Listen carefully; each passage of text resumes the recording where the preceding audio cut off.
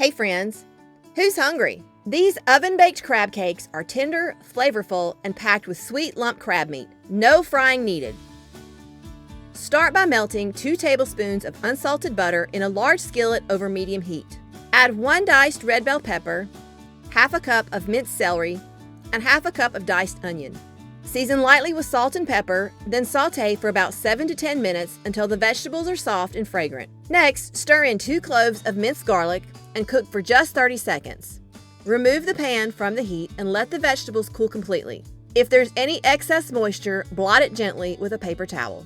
In a large mixing bowl, combine 1 lightly beaten egg, 2 tablespoons of mayonnaise, 1 teaspoon of Dijon mustard, 1 teaspoon of Worcestershire sauce, 1/4 teaspoon of paprika, 2 tablespoons of chopped fresh parsley, and 1/8 teaspoon of cayenne pepper.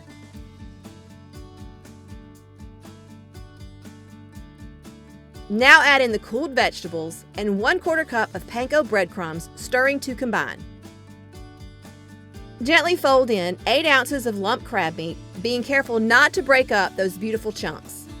If the mixture feels too loose, add a little more panko, 1 to 2 tablespoons at a time, until it holds together. Season with salt and pepper to taste. Form the mixture into patties. I made mine about 2.5 inches wide and place them on a parchment-lined baking sheet.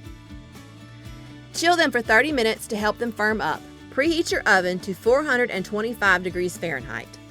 Before baking, brush the tops of the crab cakes with 2 tablespoons of melted butter for extra flavor and golden color.